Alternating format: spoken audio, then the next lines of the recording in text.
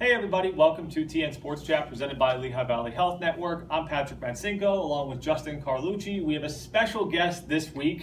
Rich Strack, one of our reporters, joins us for kind of a guest picker edition. Rich does a lot of great stuff for us. He does our fall sports notebook stories that are in every Wednesday. He also does our Grid Picks column that runs every Friday. And he does a lot of really great features and stories for us.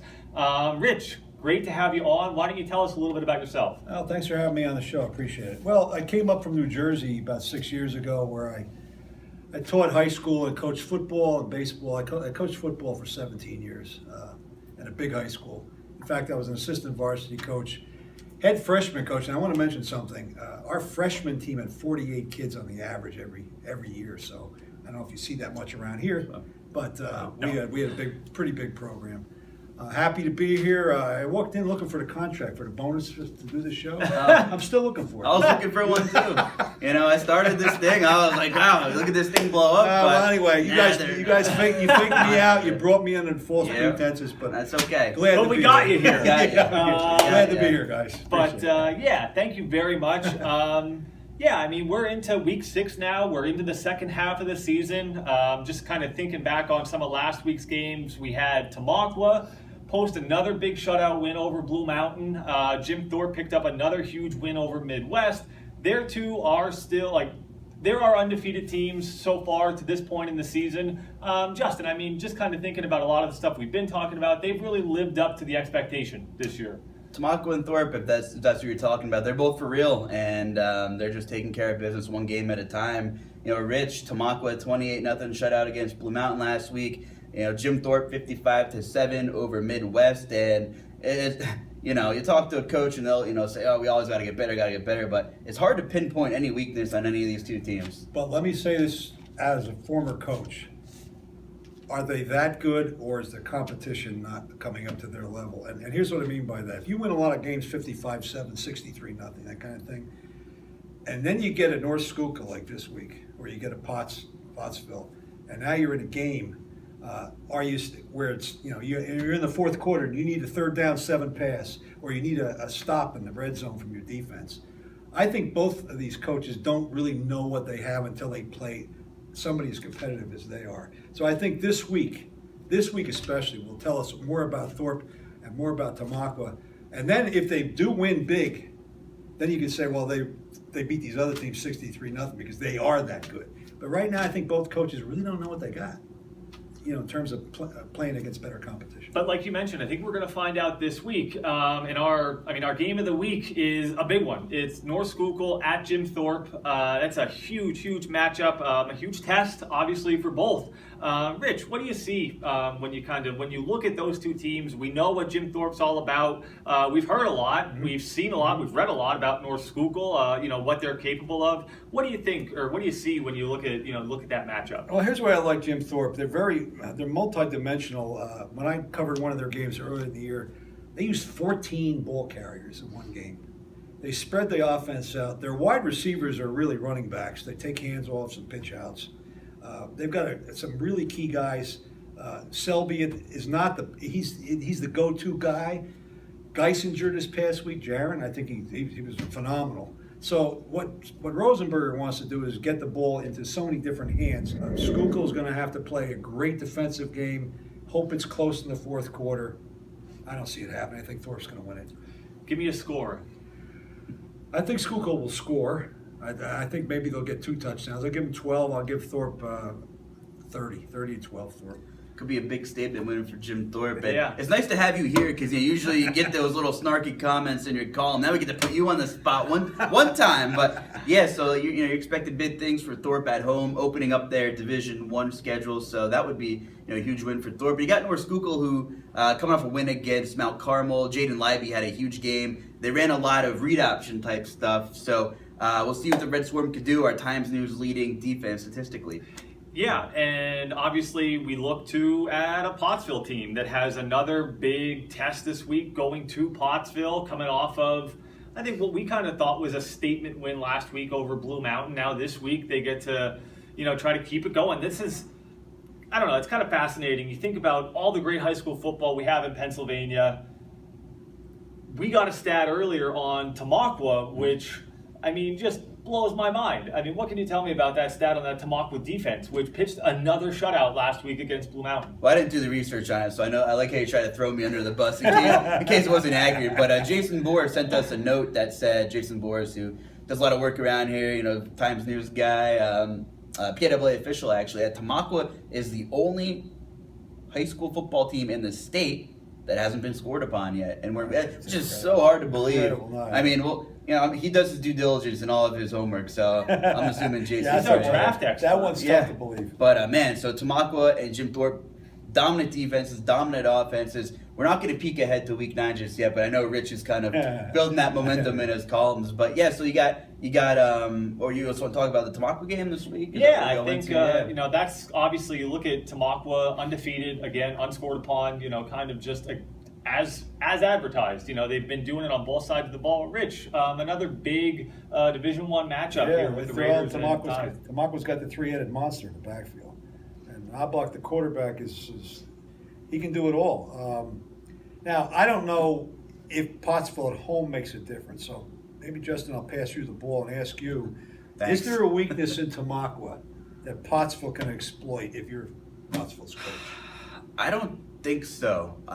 This is a Tamaqua team that, I talked to head coach Sam Bonner earlier today, and he said, we kind of laid an egg against them last week. This is a Pottsville team who has some good quarterback play, and he said this is going to be the biggest team that we're going to see up front. But let me tell you, this Tamaqua team, a lot bigger than they were the last couple of years. So this is now a Tamaqua team that can also punch people in the mouth, for lack of a better term. And I think this will be big for not only the building the confidence for Tamaqua, but if they can pull this win out. But Pottsville, they do a lot of things well, and they play a tough schedule, opening year at Hazelton, and they play a lot of teams from out of the area. So really, this will be a good gauge, for them to realize, what they're made of. Like you said, much like if Jim Thorpe would come out of this week with a convincing win, kind of the same deal for them. What's the score? Score the Tamaqua-Pottsville game. That's tough. I'm supposed to ask you that question. You do it today. I'll say 24-14 Raiders. Okay. I'm passing the ball back to you. Oh, no, that's fine. And I think Pottsville will score as well and break that scoreless streak, which, again, I think that's something that everybody likes to see, but coaches don't mind that streak being broken because it's one less pressure on the kids. It's out of the way now. Let's just play football. So I think Pottsville will score maybe 6 or 7 points. I think Tamaqua 28-7. Yeah, I mean, it should be a good one. But another big Division I matchup is Blue Mountain at Lehigh. Just kind of thinking about Blue Mountain coming off of that loss, obviously, against Tamaqua. Talked to Tom McCarroll, kind of, maybe you're going to get an angry Blue Mountain team coming in there, kind of wanting to prove a point, maybe make a statement. But this is a Lehigh team that's won 2 games in a row. They're getting healthy. I think they're kind of hitting their stride here. And I think this is going to be fascinating the second half of the season, this entire division. And it's the same that it was last year, too, where it started out really wide open. Obviously, the Indians ran the table, go undefeated, take the division, take the league, and get to a district championship game. But it's still all right there for Lehigh. And this could be a huge, huge week for them against Blue Mountain at home, too, which, I don't know, I think maybe you're if you're on the fence a little bit, Lehigh plays so well at home. They get a ton of support, that this is a huge game for Lehigh. So I agree. I think it's going to be a pick 'em on the picks list this week. But I agree with you. The home advantage is huge. Lehigh's getting better. They're young. They're starting to believe in themselves. McCarroll's doing a great job with this group. I see them winning late in the game, fourth quarter, by just a couple points.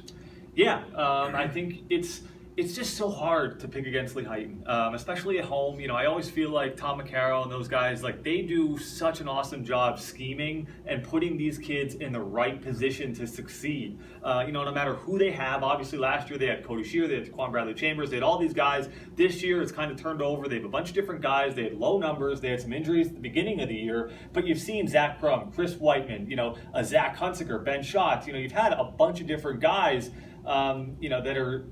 that have been playmakers, that are either coming back from injury, and they're kind of establishing themselves for this team in that offense. Go ahead. I was just going to say, in Blue Mountain, you got head coach Corey Mabry, good staff there too, and Ben Kramer, the senior running back there, had a 100-yard game in every game until last week. I think he only had 10 yards against Tamaqua, or 11 yards or something. Which speaks volumes again about that Tamaka defense. Definitely. But Blue Mountain has a lot of weapons there. Luckinbill, quarterback. I think this is a game where you'll probably, and I'm guessing, because I don't even know what I'm talking about half time, but I'm thinking we'll see some more points and some more big plays than maybe a traditional Lehigh Blue Mountain game.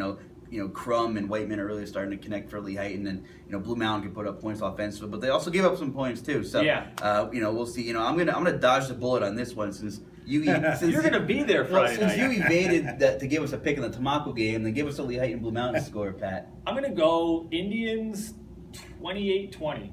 Close game. Yeah, close game, and I just kind of feel like Heighton's getting some pieces back. Things are kind of falling into place. That's a team to watch the second half of the season. So I'm pretty excited to see what they can do. With the roster turnover that Lehighton's had, this says a lot about McCarroll. He lost his 2 studs from last year, quarterback, everything running back, and he's got these kids playing great football. Hey, you got to say something about McCarroll. I think if it's a close game, he'll figure out a way to get his kids to win it too. And not only that, but I think he had 2 of maybe the best 5 players in the Schuylkill League offensively. You lose both of them to same shot, and they were. We had one that was our player of the year. There were how many All-State selections? That line was outrageous last year. They were so tough. So I think this could be a really interesting game. And like you said, maybe a bit of a shootout. 28-20 might be a little low. Maybe we get a little bit more than that. But I kind of tend to side with the Indians on this one, just kind of where they're at heading into the second half of the season.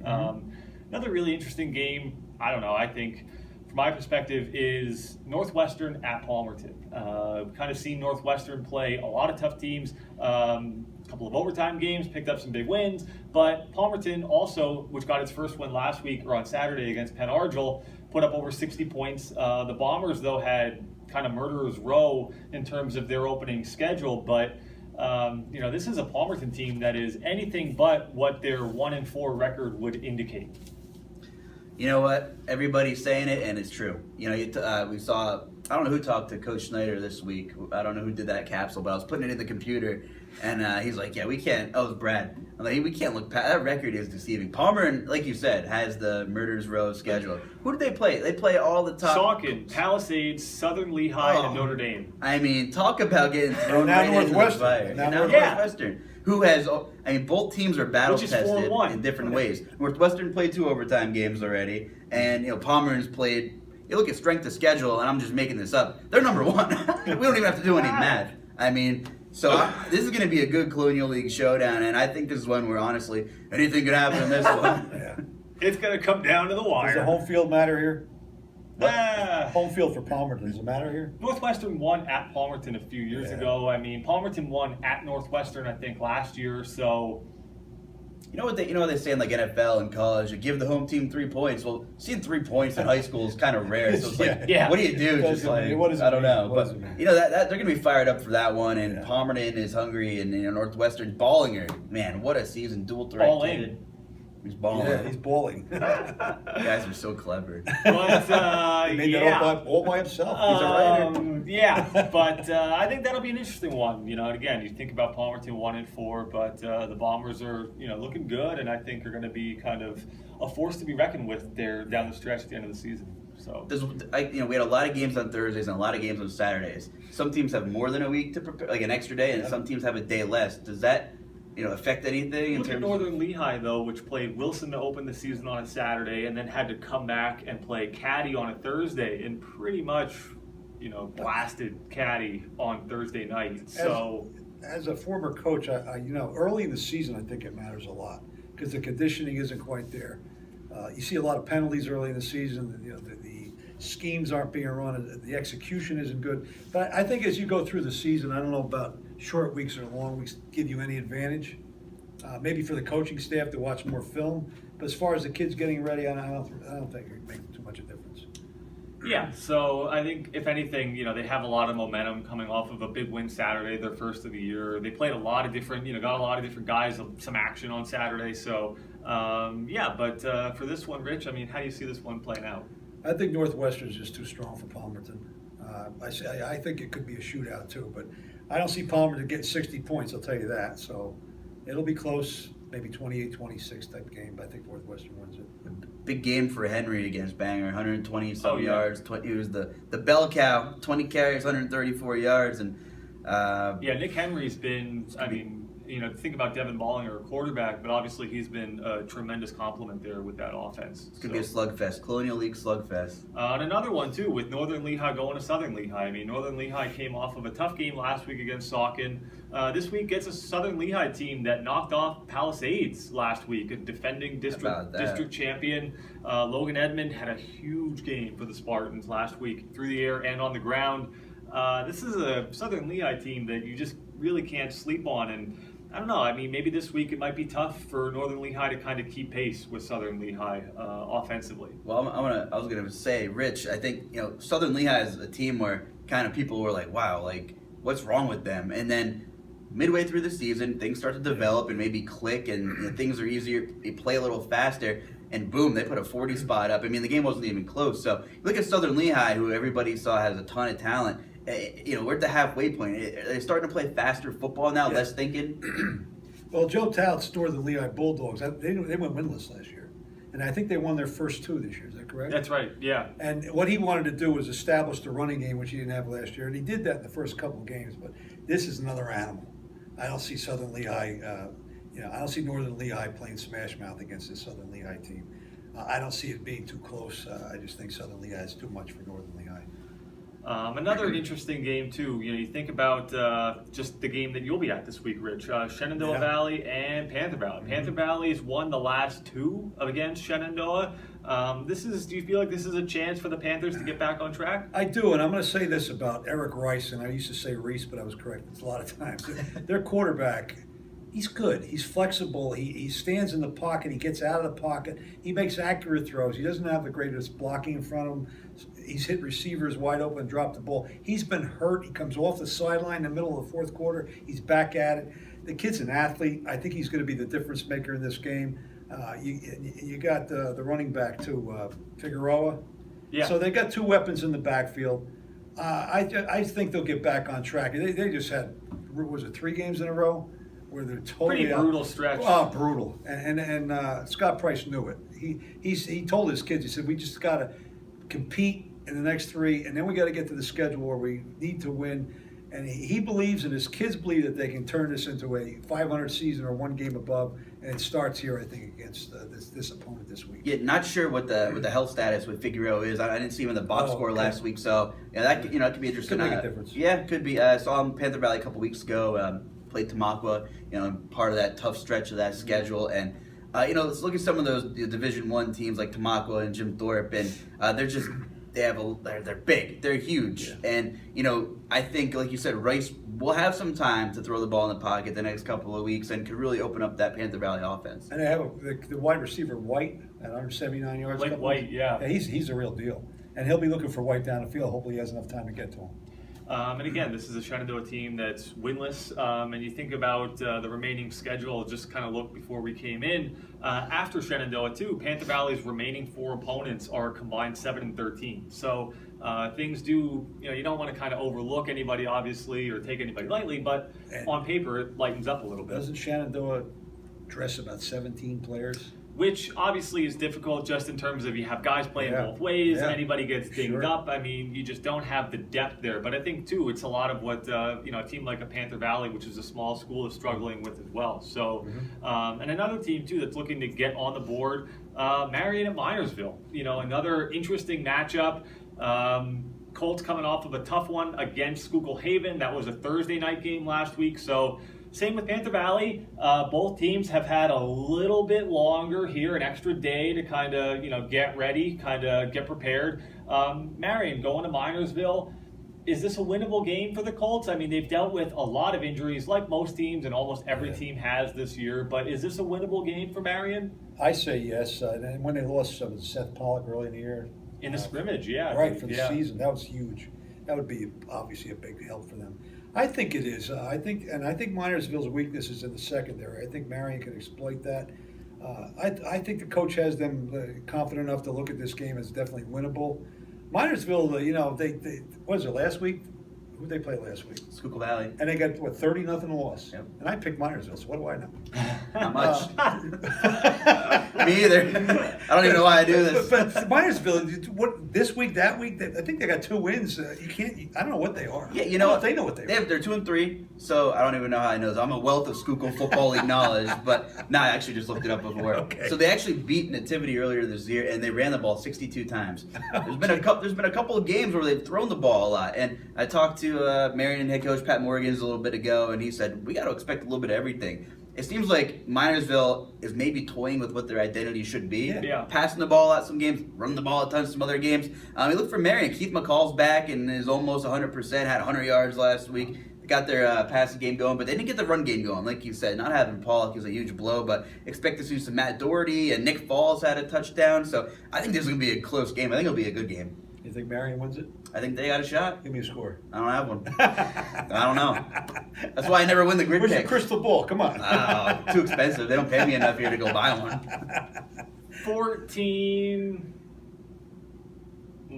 I don't know. I just don't. I think this might be a game where they both find the end zone a couple of times.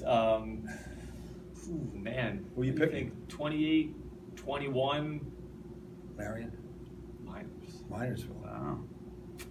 It's just tough.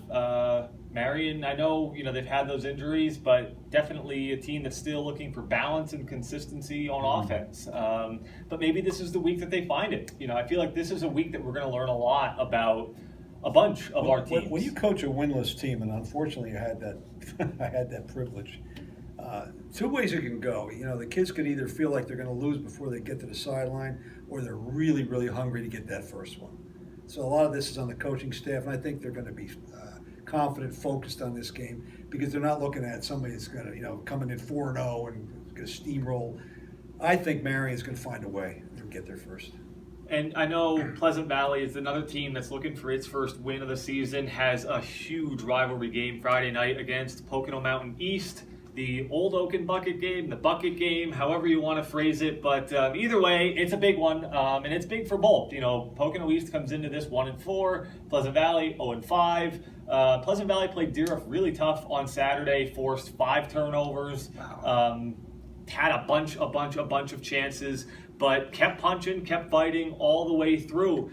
Just wasn't quite able to capitalize in the end. I think they're going to be fired up and ready to go on Friday night, but Pocono Mountain East has a bunch of playmakers, and Pocono East has played a bunch of teams tough too in the first half of the season. So I don't know. How do you guys see this one? It's tough. Pleasant Valley's had a tough schedule too. First couple of games, things like that, and I gotta say, Nasai Moon is gotta have the most upside of anybody in that PV offense, right? And he breaks free for a 63-yard touchdown last week. That makes it a 15-9 game. Well, you saw 5 takeaways. What was the issue? Getting the offense going? They just weren't able to cash in. They were able to get these turnovers and then just drives that kind of stalled out, which, again, they're trying to establish that passing game, kind of get the balance on offense, open it up a little bit so teams aren't able to just stack the box. I mean, it's tough when Nasai Moon is coming at you or Gabe Masker is coming at you and they're going to try to run the ball. But it's tough when defenders just load up the box and force you to pass the ball. I mean, Jack Stevens made some throws last week. Some guys got to be able to make those catches, though, too. And I know Matt Kashulik said that, and I'm sure they'd say the same thing. But if you're a varsity football player, you got to be able to make those plays and capitalize on those opportunities when they come your way. Speaking of capitalizing, these 5 turnovers, some of them had to be in pretty good field position when they got there. Oh, yeah. That's the thing. You're going to short field. It's not like you got to drive 85 yards. So that's the thing. Your offense should be able to do 40 yards, 30 yards, whatever. Get that in that end zone, or at least get in field goal position. And they had one late in the red zone from the Deer 16-yard line. It was an intercepted pass. So, and how far did they get? Where was did they run out of downs? Oh yeah, that was the drive then that ended up flipping the game back over, and Okay. Deer ran out the clock that essentially sealed the win and ended the game. But yeah, it's so hard when you get those chances and you just aren't able to make anything of them. Tough game, first year head coach, a lot of kids with a new system. PV had the quarterback transfer in the offseason, so, you don't have exactly what you think you have going into camp and stuff like that. So it might take a little longer to click and get, build some momentum. And I know you had a chance to talk to Coach Kashulik earlier, and what were kind of some of his thoughts about the. Oh, they're fired up. I think this is a team like Rich was kind of talking about. Thinking about coming into this game is maybe they come into it as a winless team, but it's not a team that comes into the game defeated. This is a team I think and a staff too that as a program that they're tired of losing. They want to go out there. They want to play again. I'm sure they would have played again on Sunday last week if they could have.